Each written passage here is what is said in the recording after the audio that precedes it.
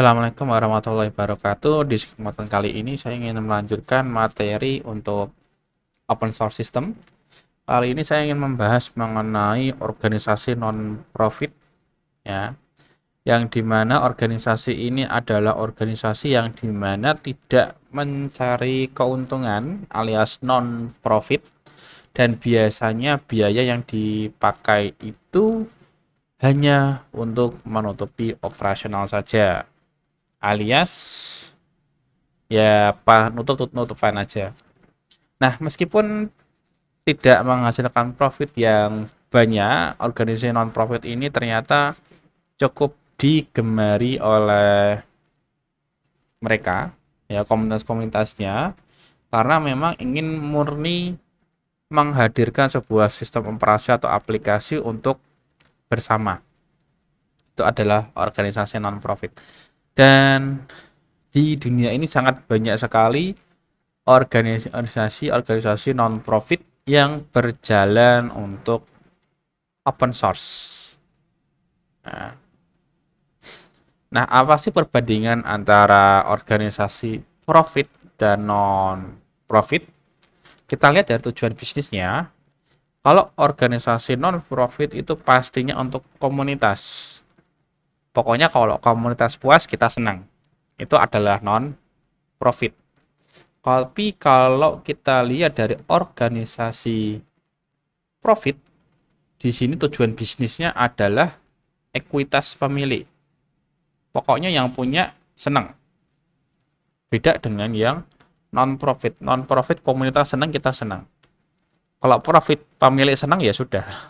Itu adalah tujuan bisnis daripada non-profit dan profit. Kemudian kita lihat dari asal dananya, ya, asal dana duitnya. Kalau non-profit, uangnya dari sumbangan atau kontribusi umum, entah itu dari komunitas atau sesama penyuka softwarenya, ya, komunitas.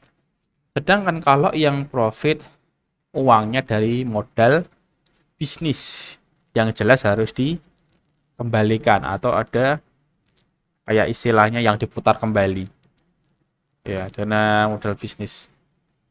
Kalau kontribusi kan kalau kepakai ya sudah. Tapi kalau dana modal bisnis itu harus diputar kembali, menghasilkan uang yang lebih. Kemudian kita lihat dari status perpajakannya. Yang non-profit biasanya dapat pengurangan, bahkan tidak dapat pajak, ya, karena memang tidak menerima uang. Ya, karena tidak menerima uang gimana mau bayar pajak. Tapi kalau yang profit pastinya tidak ada manfaat pajak. Yang artinya pajaknya segitu ya segitu, harus dibayar. Itu yang profit. Karena di situ ada keuntungan uang lebih.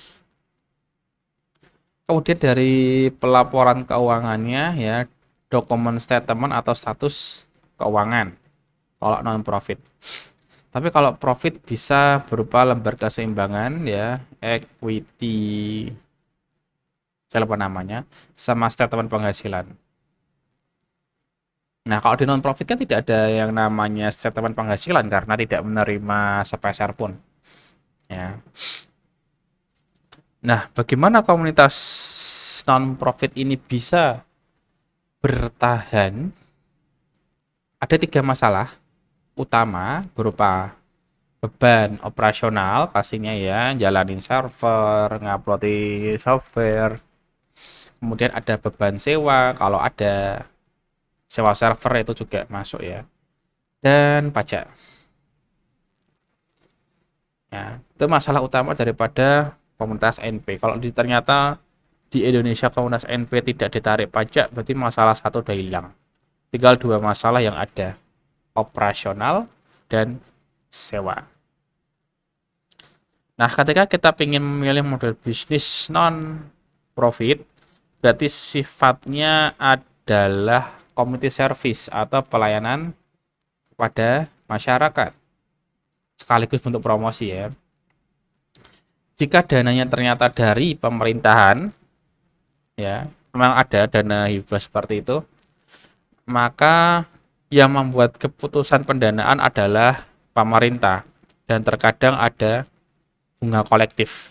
Kadang ya ada imbal baliknya ke pemerintahan. Itu kalau dari pemerintahan. Contohnya kayak Linux ini adalah Linux milik pemerintahan. Ini punya Korea Utara, kayaknya Cina, dan lain-lain. Jadi sebuah Linux yang didanai langsung oleh pemerintahan. Kemudian kalau dari sumbernya adalah donasi alias individu ya, donasi ya.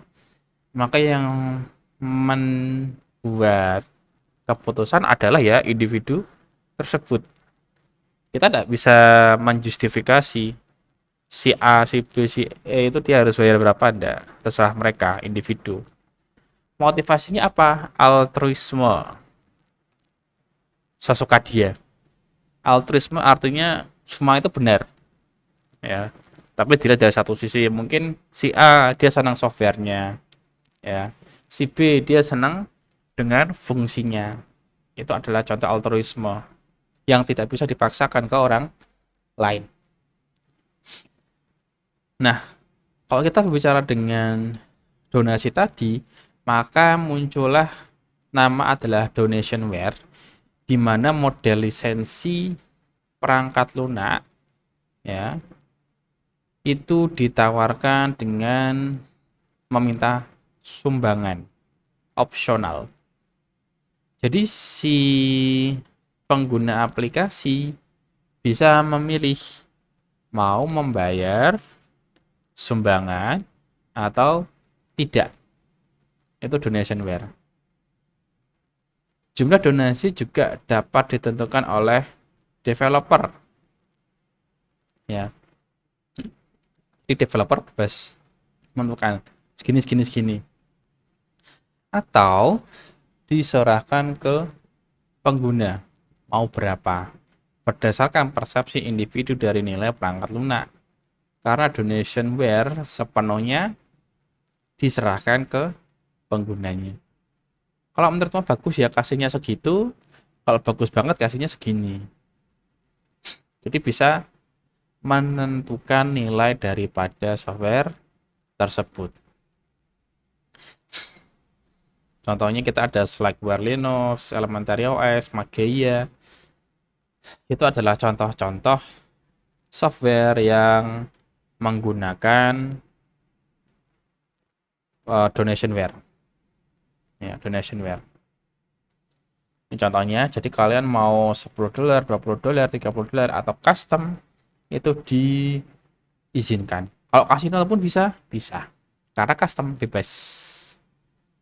Itu adalah donationware. Nah, kenapa harus donasi? Ya, kenapa harus donasi? Yang pertama adalah biaya server itu tidak murah. Biaya server, biaya programmernya, biaya CD dan lain-lain itu tidak murah. Ya. Jumlah donasi tergantung dan bervariasi. Bebas. Yang artinya kalau mau $10 boleh. Kalau mau $20 boleh. Ya. Kemudian setelah donasi maka muncullah pay what you want. Nah, hampir mirip dengan donationware, cuma ini adalah taktik menjual produk lebih murah namun sesuai target pengguna. Yang artinya kamu hanya bayar yang kamu pakai. Beda dengan donation ya. Dengan $10 kamu bisa memakai seluruh sistemnya Elementary atau seberapapun.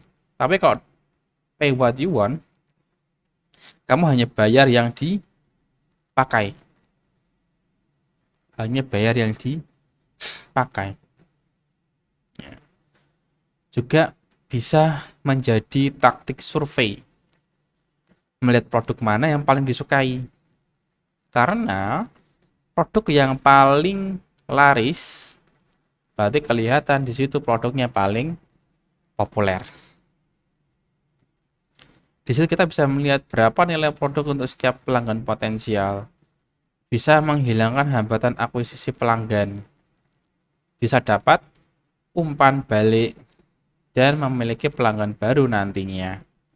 Ya, itu adalah taktik menggunakan pay what you want. Ya, misalnya ini, kita ingin beli Burning Studio, Backup Pro, dan lain-lain. Kita bisa milih, pengen beli ini atau ini.